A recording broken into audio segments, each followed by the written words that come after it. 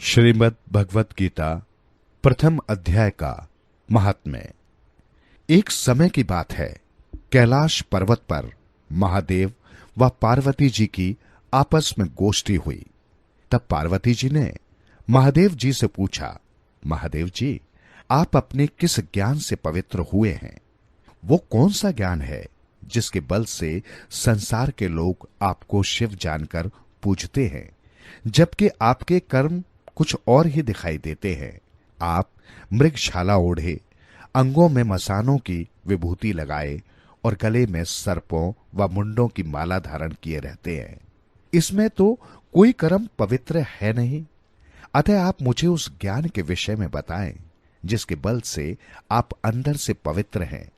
ये सुनकर महादेव जी बोले, हे पार्वती जी, सुनो, जिस ज्ञान के बल से मैं पवित्र हूं और जिसके बल से मुझे बाहर के कर्म भी नहीं व्यापते, वो गीता का ज्ञान है। मैं उसका हृदय में ध्यान करता हूं। उसी ज्ञान के कारण मुझे बाहर के कर्म नहीं व्यापते। हे भगवान, पार्वती जी ने पूछा, गीता के जिस ज्ञान की आप इतनी स्तुति कर रहे हैं, इस ज्ञान के श्रवण करने से कोई कृतार्थ भी हुआ है? तब महादेव जी बोले, हे पार्वती जी, इस ज्ञान को सुनकर बहुत से जीव कृतार्थ हुए हैं और आगे भी होंगे। तुम्हें एक पुरानी कथा सुनाता हूं, सुनो। एक समय पाताल लोक में शेषनाग की शैया पर श्री नारायण जी नेत्र मूंद कर आनंद में मगन थे और श्री लक्ष्मी जी उनके चरण दबा रही थी। उस समय श्री लक्ष्मी जी ने पूछा, हे श्री नारायण जी, आप तो 14 लोकों के ईश्वर हैं, क्या आपको भी निद्रा सताती है? निद्रा और आलस तो तामसी पुरुषों को व्यापता है। आप तो त्रिगुणातीत हैं, नारायण और प्रभु वासुदेव हैं। आपको नेत्र मूंदे देखकर मुझे बड़ा आश्चर्य हो रहा है। तब श्री हरि जी बोले, सुनो लक्ष्मी जी, मुझको न निद्रा व्याप्ति है और न आलस। मैं तो एक शब्द रूप भगवत गीता में जो ज्ञान है, उस ज्ञान के आनंद में मगन रहता हूं, और वो ऐसा ज्ञान है जिसके उपजने से ये जीव सदा आनंद में रहता है। कोई कलेश या दुख इस जीव को नहीं व्यापता। जैसे 24 अवतार मेरे साकार रूप हैं, वैसे ही ये गीता शब्द रूप अवतार है। इस गीता में मेरे अंग इस प्रकार हैं। गीता के पहले से 5वां तक अध्याय मेरा मुख है, अगले 5 अध्याय मेरी भुजा है, 5 अध्याय मेरा हृदय और मन है, 16वां अध्याय मेरा उदर है, 17वां अध्याय मेरी जांघें हैं और 18वां अध्याय मेरे चरण हैं। गीता के जितने भी श्लोक हैं, वे सब मेरी नाड़ियां हैं, अक्षर मेरे रोम है। ऐसी मेरी जो शब्द रूपी गीता है, उसका अर्थ मैं हृदय में विचारता हूं और आनंदित रहता हूं।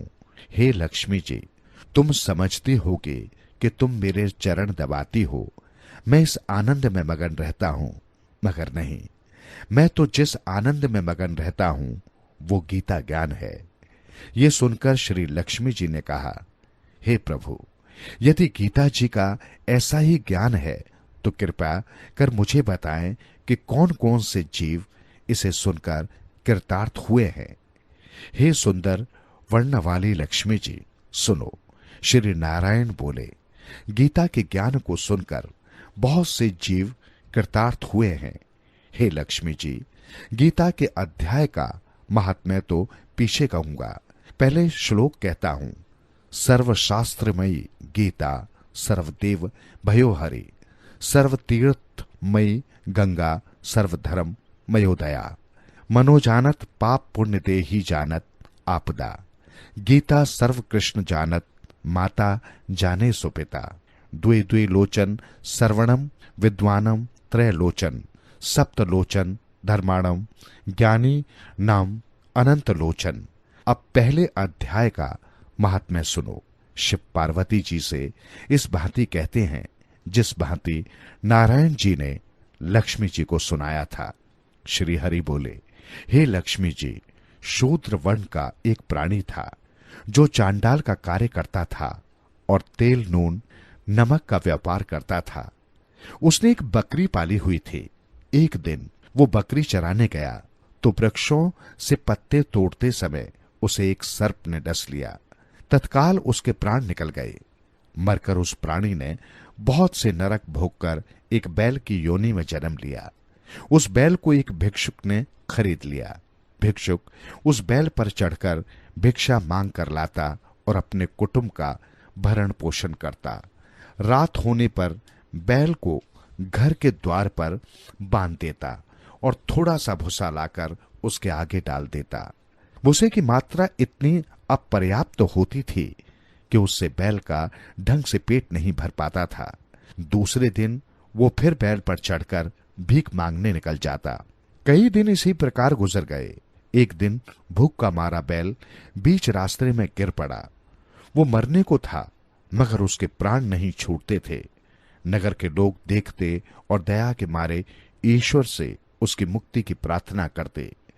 कोई अपने तीर्थ का फल दे, कोई व्रत उपवास का फल दे, मगर बैल के प्राण नहीं छूटे। एक दिन एक गड़िका वहां आई। उसने लोगों से पूछा, ये भीड़ कैसी है? तो उन्होंने कहा, इसके प्राण छूटते ही नहीं, अनेक पुण्यों का फल दे रहे हैं, तब भी इसकी मुक्ति नहीं होती।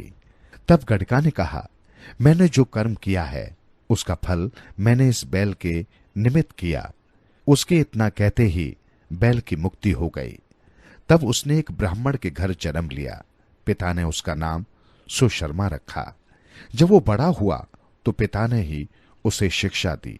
वो बहुत सुंदर था और उसे अपने पिछले जन्म का भी सब याद था। बड़ा होने पर उसने सोचा कि मुझे उस गड़िका के दर्शन करने चाहिए। वो उसके घर गया और पूछा, क्या तू मुझे पहचानती है? तब गड़िका ने कहा, मैं तो तुझे नहीं पहचानती, तू कौन है? मेरी तेरी क्या पहचान है? तब सुशर्मा ने कहा, मैं विपर्व हूं, तू विपर्व है, मैं वेश्या हूं। मैं वही बैल हूं जिसको तूने अपना पुण्य दिया था। मैंने बैल की योनि से छूटकर विपर्व के घर जन्म लिया है। तू अपना वो पुण्य बता जो कि तूने मेरे निमित्त किया था। गड़िका ने कहा, मैंने अपने जाने कोई पुण्य नहीं किया, पर मेरे घर में एक तोता है। वो सवेरे पढ़ता है, मैं उसके वाक्य सुनती हूं। उसी पुण्य का फल मैंने तेरे निमित्त दिया है। तब ब्राह्मण ने तोते से पूछा, तू सवेरे सवेरे क्या पढ़ता है? तोते ने कहा, मैं पिछले जन्म में ब्राह्मण का पुत्र था। पिता ने मुझे गीता के पहले अध्याय का पाठ सिखाया था। एक दिन मैंने कहा कि मुझको गुरुजी ने क्या पढ़ाया है। तब गुरुजी ने मुझको शाप दिया कि जा रे, तू सुआ तोता होगा। तब मैं तोता हुआ।